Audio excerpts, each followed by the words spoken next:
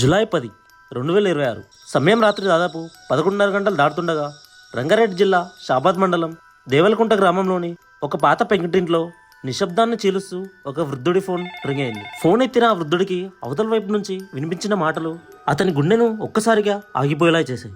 అవతల నుంచి మాట్లాడుతున్న అతని కొడుకు రాజ్ కుమార్ ఎంతో ప్రశాంతంగా, ఏమాత్రం పశ్చాత్తాపం లేకుండా ఇలా అన్నాడు. నాన్న, నేను 2 కుటుంబాలను నరికేసి చంపేశాను. నా పిల్లల గొంతు కూడా కోసేశాను. ఇక నేను కూడా చనిపోతున్నానని ఫోన్ పెట్టేశాడు. కేవలం 2 గంటల వ్యవధిలోనే 2 వేర్వేరు ఇళ్లలో అన్యాయంగా ప్రాణాలు కోల్పోయిన 6 అమాయకులు. వారిలో ఒక 16 ఏళ్ల బాలిక, ఆమె తల్లి మరియు అమ్మమ్మ, నిందితుడి భార్య మరియు అభంశుభం తెలియని 4.5 ఏళ్ల కొడుకు, కేవలం 18 నెలల చంటి పిల్లాడు ఉన్నాడు. అసలు ఎవరి రాజ్ కుమార్? అంతవరకు చుట్టుపక్కల వారితో సాదాసీదాగా ఉండే ఒక సామాన్య రైతు ఒకే రాత్రిలో ఇంత క్రూరమైన నరరూప రాక్షసుడుగా ఎలా మారాడు? ఈ 60 గంటల పాటు సాగిన పోలీస్ వేటలో బయటపడిన ఆ భయంకరమైన నిజాలేంటి? ఈ రోజు మనం తెలంగాణ చరిత్రలోనే అత్యంత కిరాతకమైన మరియు సంచలనంగా మారిన షాబాద్ మరణకాండ పూర్తి కథను విశ్లేషించబోతున్నాం. ఈ వీడియోని ఎక్కడా స్కిప్ చేయకుండా చివరి వరకు చూడండి. ఎందుకంటే క్షణికావేశం ఒక మనిషిని ఎంత మృగాన్ని చేస్తుందో ఈ కేసు మనకు నేర్పుతుంది. ఈ భయంకరమైన కథార్థం కావాలంటే మనం 2 నెలల వెనక్కెళ్ళాలి. 35 ఏళ్ల రాజ్ కుమార్ షాబాద్ మండల పరిధిలోని దేవలకుంటవాసి. ఇతనికి 5 ఎకరాల సొంత వ్యవసాయ భూమి కలిగి ఉంది. భార్య సరిత, 2 కొడుకులతో హ్యాపీ ఫ్యామిలీగా ఉండేవాడు. కానీ అతని వ్యక్తిత్వంలో ఒక చీకటి కోణం ఉంది. వాటి వల్ల అతను దాదాపు 2 కోట్ల వరకు అప్పుల పాలయ్యాడని పోలీసు విచారణలో తేలింది. అయితే 2026 మే నెలలో అతని జీవితాన్ని మలుపు తిప్పే సంఘటన జరిగింది. షాబాద్ టౌన్ లో నివసిస్తున్న ఒక పేద కుటుంబానికి చెందిన 16 ఏళ్ల మైనర్ బాలికను రాజ్ కుమార్ నిరంతరం వేధిస్తున్నాడంటూ బాలిక కుటుంబ సభ్యులు పోలీసును ఆశ్రయించారు. దీంతో రాజ్ కుమార్ పై షాబాద్ పోలీస్ స్టేషన్ లో కేసు నమోదైంది. కేసు ఫైల్ అవగానే భయపడిన రాజ్ కుమార్ కొన్నాళ్ళు పరారయ్యాడు. తర్వాత జైలుకి వెళ్లిన అతను జూన్ నెలలో కోర్టు నుంచి ముందస్తు బెయిల్ తెచ్చుకొని బయట తిరగడం ప్రారంభించాడు.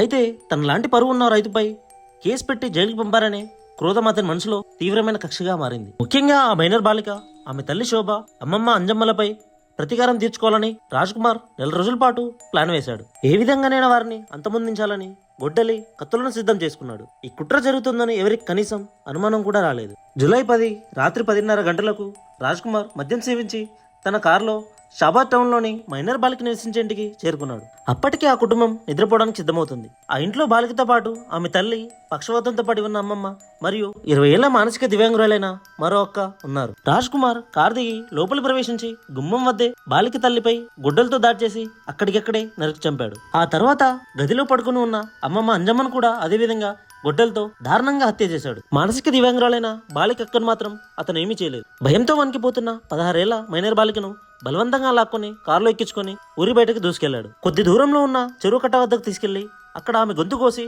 శవాన్ని నీటి పక్కన పడేసి మృగంలా బయలుదేరాడు. అక్కడితో అతను లోపల ఉన్న హంతకుడు శాంతించలేదు. నేరుగా తన స్వగ్రామమైన దేవరకుంటలోని తన ఇంటికి వెళ్ళాడు. అప్పటికి గాఢ నిద్రలో ఉన్న అతని భార్య సరిత, 4 ఏళ్ల కొడుకు పరీక్షిత్, 18 నెలల చిన్నారి దైవీక్షితుల గొంతులను కత్తితో కోసేశాడు. కేవలం 6 నిమిషాల్లోనే తన సొంత కుటుంబాన్ని కూడా శవాలుగా మార్చి బయటపడ్డాడు. ఆ తర్వాత రాత్రి 11:50 తన తండ్రి అంజయ్ కాల్ చేసిన రాజ్ కుమార్, నేను 6 చంపాను, నేను కూడా చనిపోతున్నా అని చెప్పి మొబైల్ స్విచ్ ఆఫ్ చేశాడు. కంగారు పడిన తండ్రి గ్రామస్తులకు, పోలీసులకు సమాచారం ఇవ్వగా అర్ధరాత్రి 3 గంటల సమయానికి 2 క్రైమ్ సీన్లకు చేరుకున్న పోలీసులు అక్కడ శవాలను చూసి నిర్ఘాంతపోయారు. ఒకే రాత్రి 6 అతి దారుణంగా చంపేసిన ఈ సైకో కిల్లర్ కోసం రాత్రికి రాత్రే భారీ వేట మొదలైంది. తెలంగాణ మొత్తాన్ని వణికించిన ఈ మరణకాండ తర్వాత హోంశాఖ మరియు ఉన్నతాధికారులు ఈ కేసును సీరియస్ గా తీసుకున్నారు. Future city police commissioner Tarun Joshi ఆధ్వర్యంలో 12 ప్రత్యేక పోలీస్ బృందాలు రంగంలో దిగాయి. నిందితుడు సమాచారం ఇచ్చిన వారికి 2 లక్షల రూపాయల రివార్డు కూడా ప్రకటించారు. రాజ్ కుమార్ వాడిన కారు చేగూరు గ్రామం వద్ద రోడ్డు పక్కన పడి ఉండటాన్ని